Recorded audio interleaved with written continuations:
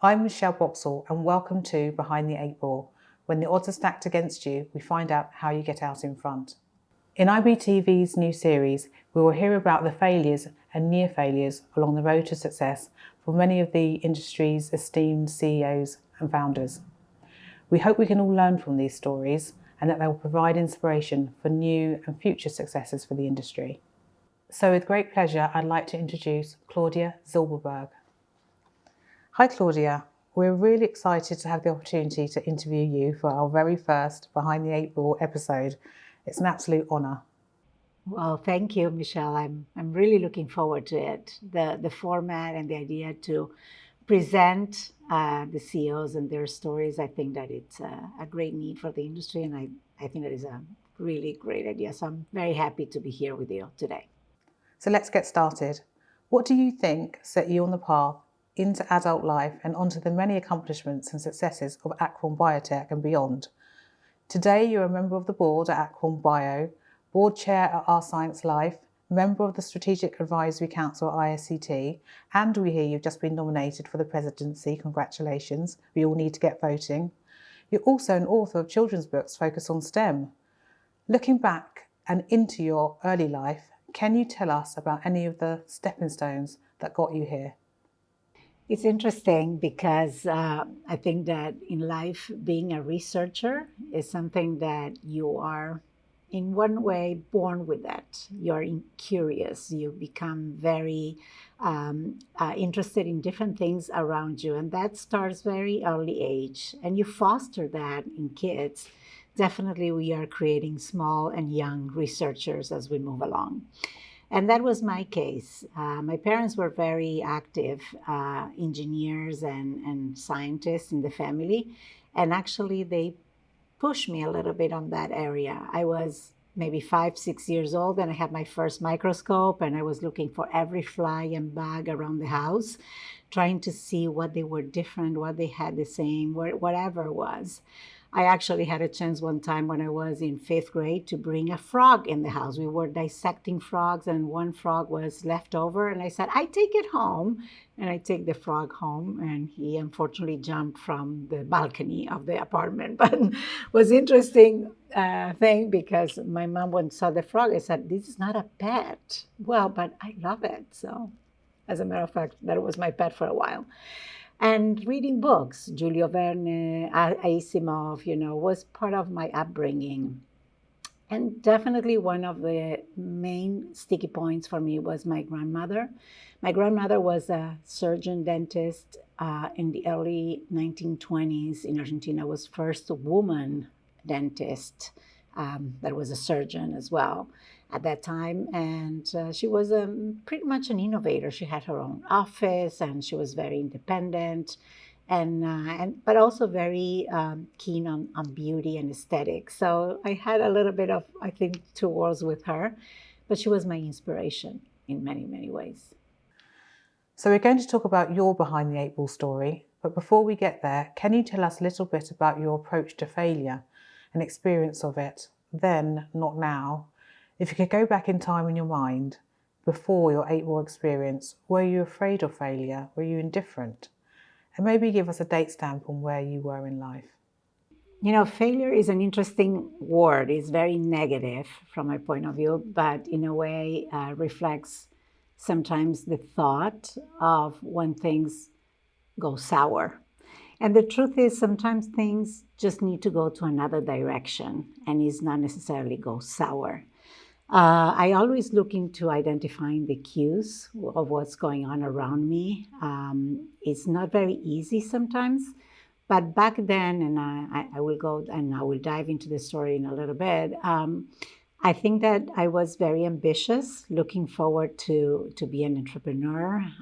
That was my first step into the entrepreneurship, and I was very keen in be able to help the world in a very simple way. And I thought that this was the right venue. As an immigrant woman, which I am as well, usually the answer for everything is no. So you get trained to everything is no, no. So you actually knock 20 doors before one will say maybe.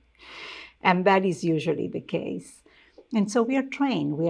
I became very resilient to that, and understanding that no means maybe something, and I need to find out what I did wrong and reflect internally on what should I have done differently in order to become a yes or becoming an opportunity.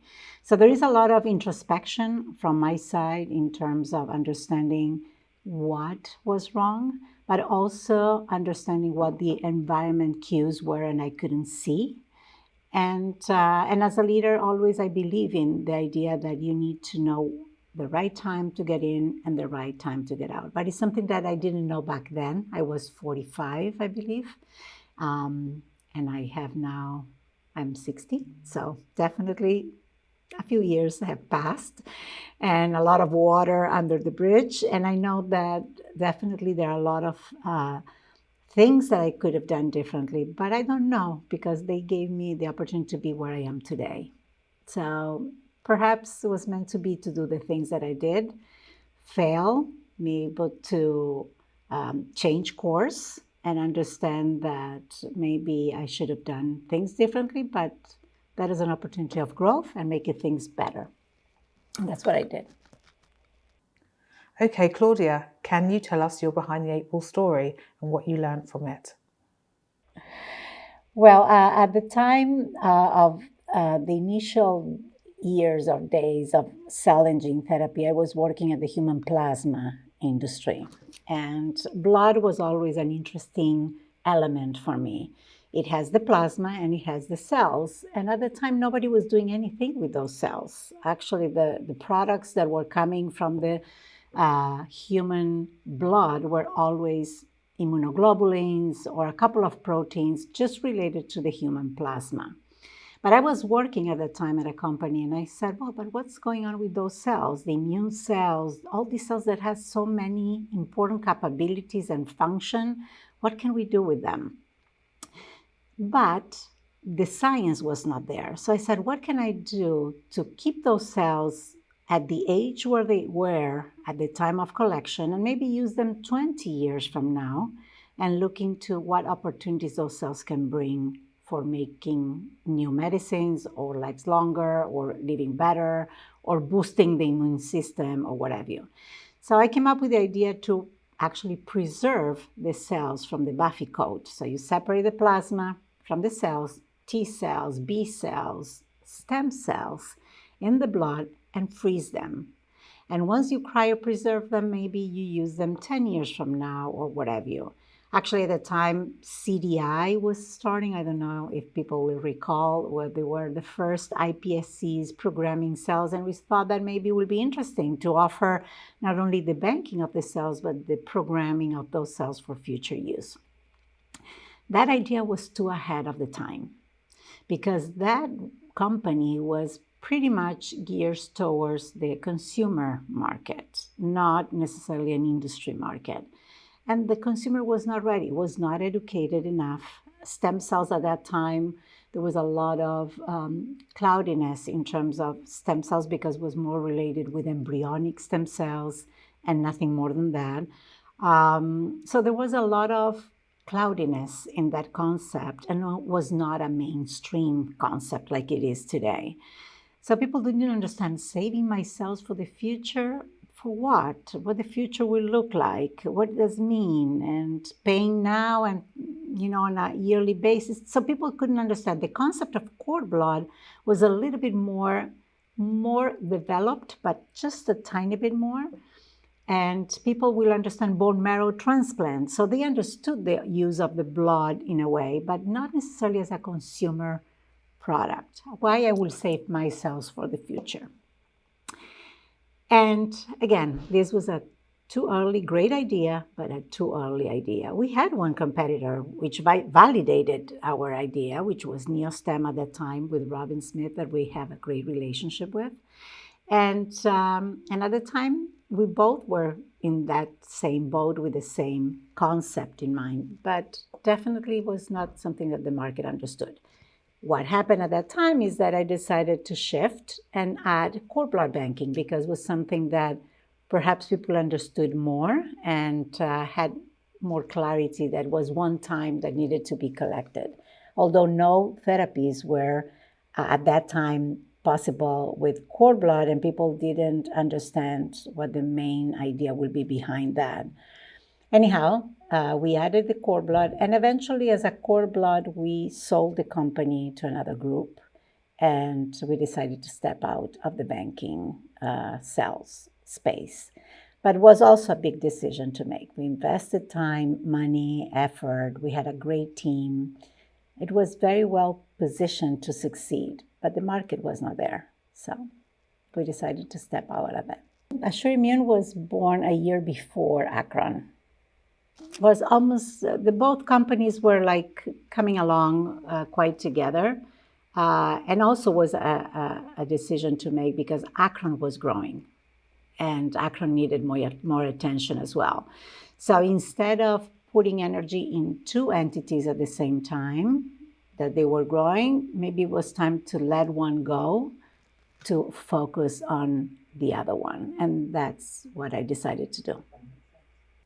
Yeah, it was a shift. The energy was shifted. Instead of putting energies over something that I couldn't see moving forward or was very slow moving,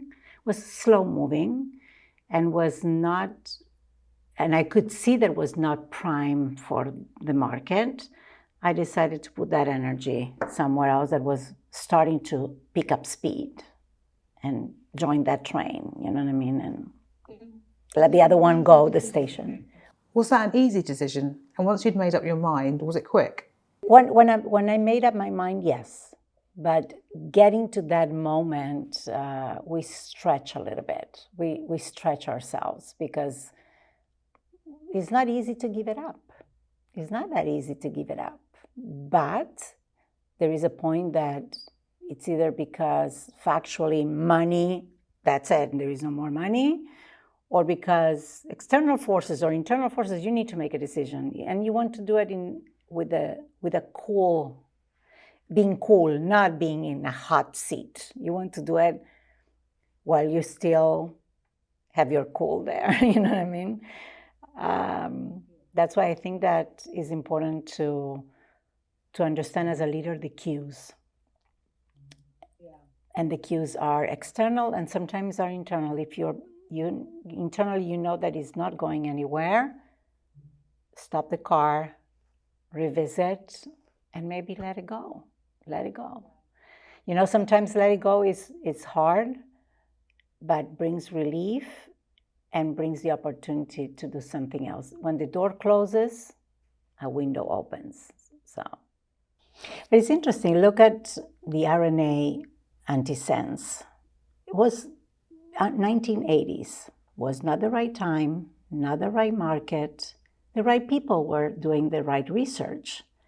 It came COVID. COVID was the right situation with the right people at the right time. And when you align them, RNA kick off. But at that time, 1980s, was not moving anywhere. That's why, many of these Nobel Prizes didn't have a chance to succeed at that time. They were all going to be kicked out of the universities because it was not the right time.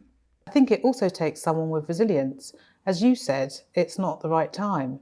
You had to say, I can't continue with this project, but you've got the resilience to go and do the next project where another person might think, that's it, I'm done. I think that's it, I'm done. But that is what the immigrants do.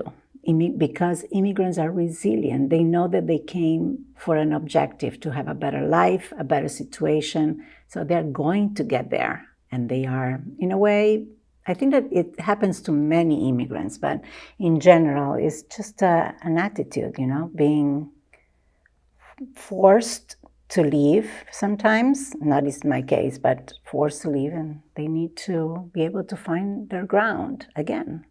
Sounds like you've got the resilience that's helped you, but also you're obviously extremely intelligent and extremely curious. So you had to be successful at something. Yeah, I don't know. I don't know if I'm looking for success. My success was perhaps a secondary thing. For me, it was important to make it happen for the care of the patients, for my children, for being a role model for my children, or whatever might be, or my co-workers, or empowering people. Success was not my front and center, was a collateral damage. Or not. Moving on to your success story, why did you set up Akron and what do you think led to its success? Did you learn anything from the failure of your other business that helped make Akron what it is today? Yeah, it's interesting.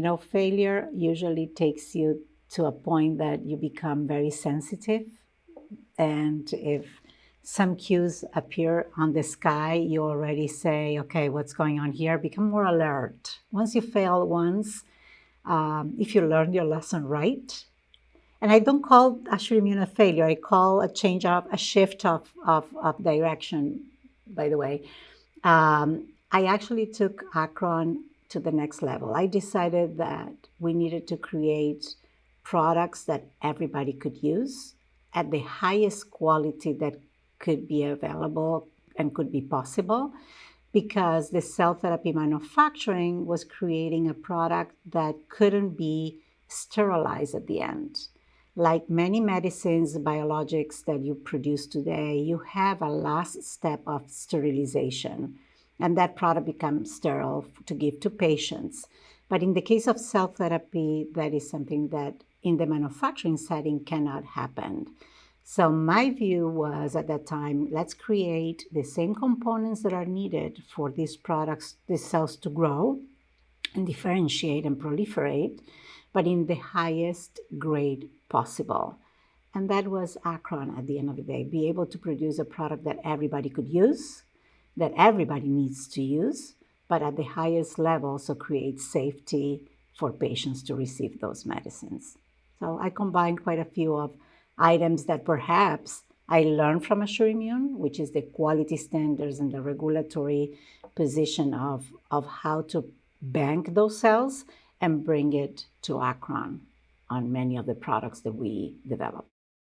At the time that Akron was born and the industry was in a very early stages, large companies like Thermo Fisher, PepperTech, and others were not able to be nimble and agile enough to move quickly the needle in terms of quality. The quality assurance of a product today in the cell and gene therapy requires an enormous amount of investment of time, effort, and technical expertise and technical use in the lab. So definitely those companies were looking into the space with an eye into the future, but not ready to jump in like a small company could do. And that was the right time, the right place, and the right company at the moment for me. We've had some really great insights from you, Claudia. What's one piece of advice that has served you in your decades in this industry? To follow my gut feeling. Always my gut feeling is the best one. I know that nowadays data speaks for itself, AI and machine learning, and we can have all the data in the world sitting out in front of us, telling us to do that and that. But there is one component that is the emotional intelligence that humans bring to the table, and we cannot take it for granted. It's very important to put it there as well in the mix. The decision-making process, it's human to human at the end of the day. So you can use all the data that you want, and most likely will have the right answer for you. But there is one extra piece that needs to be added, and is your emotional intelligence. And I strongly suggest that people never forget that it's a strong component as well. It goes without saying that you can have the best ideas, you can innovate, but you need to galvanise other people to see your vision in order to achieve great things. What do you think makes a really good leader? Well, the truth is, we need all to recognize our strength. Not everybody's a leader, not everybody's a follower, but we need to be able to recognize in ourselves who we are and be able to, in a way, project that. A good leader always empowers others, always will empower others. doesn't look at itself as the only person. If I don't have legacy in my business, if I don't have legacy in my life in terms of all the things that I do, I'm not fulfilling a mission of a leader as a parent, as a CEO of a company, as a member of any society. You know, you need to make sure that there is continuity on your vision, and you need to prepare those next generations to be ahead of you, because you're here on a just short time basis. And I believe that that is one of the key aspects that a leader has to bring to the table. And also understanding when is the right time to keep going and the right time to exit. Many people don't understand when the right time to leave is, because they didn't prepare whoever comes after, or because they just get so tight and attached to the position. I think it is important to understand our limitations, and we can do more at different levels at different times of our lives. How have your ambitions evolved over the years, and what do you still hope to accomplish? You know, I built Akron, and I think it's taking life on its own. It's growing tremendously, which is a very important pride for myself, even if I'm not there on a daily basis, which is great. That means that I did my job and the bones are there. I'm looking into other areas that the industry may need, and that's why I built our science for the in vivo use of IL-2 and the cost and digital, understanding that the infrastructure for global access may be needed. That is on the entrepreneurial part. But definitely there are a lot of things to be done in the societies as the global collaboration grows. And we want now in this new stage, patient access. So definitely we need to work together for that. So I will look forward to continue my contribution and my experience to those societies, and look into other venues and other areas where I really have passion. And remember that I'm a researcher. I'm curious. I'm looking for different things to do. And at one point I look into the cell culture meat. I look into the lab-grown diamonds. I like to look into what the world has next for all of us. Can you tell us a little bit about your nomination for the ISCT presidency? What are you hoping for there, and how can we vote? Well, great. Thank you, Michelle. This is a very interesting question at this time, and a good one. I decided to put myself to this society. ISCT has been instrumental in my growth as a professional for 20 years. I worked there in different capacities within meetings or creating pieces or working in the different committees to create more opportunities for the industry to grow and advance. And I feel that maybe this is the time for me to give back to the society as well. And being a president is just to put all that vision that I had for the industry moving forward into patient and global access, global harmonization, and be able to bring all the technologies together to help us to achieve that. And I think that ISCT is quite positioned for that. It's one of the oldest societies in the space, very global, and capable to do that already, validated already in a way that can achieve very interesting goals. So looking forward to that. I know that needs to happen through vote from the membership. So I look forward for the members to understand that what I'm bringing to the table is valuable, and my expertise, my passion, and my knowledge. And hopefully that happens in the next few months. I understand you have a passion to support and educate the next generation of patients and scientists. Can you tell us a little bit about that? Yes, actually, I wrote a few years back, I would say almost 20 years ago, I wrote the book You're Full of Genes with the idea to educate the next generation on genetics. That book was revised 2 years ago, adding CRISPR and gene editing. And the idea is to create the right next generation, as I said in the legacy part, of patients and scientists, or at the end of the day, people that will receive this special and life-saving treatments in a way that they understand. Nowadays, patients are more educated than ever. And so having the opportunity to learn about what the gene-modified therapies can bring to them, it's quite important. So I think the book fulfills a little bit of that. And because the education component is part of, for me, of the Living the Legacy, workforce development and workforce curricula was one of the areas that I also been very active in the last few years, trying to help the next generation to be well-trained for what is coming. Claudia, I could listen to you all day, but unfortunately we're out of time. I certainly think you're a success story, no matter what your thoughts. Thank you so much for agreeing to be our very first Behind the Eight Ball interviewee. I can't tell you how much it's appreciated. I'm sure everyone will enjoy listening to your story. That's it for this episode. Please join us for the next, which we'll be bringing you very soon. Thanks for watching. Please like and subscribe, and we'll see you next time.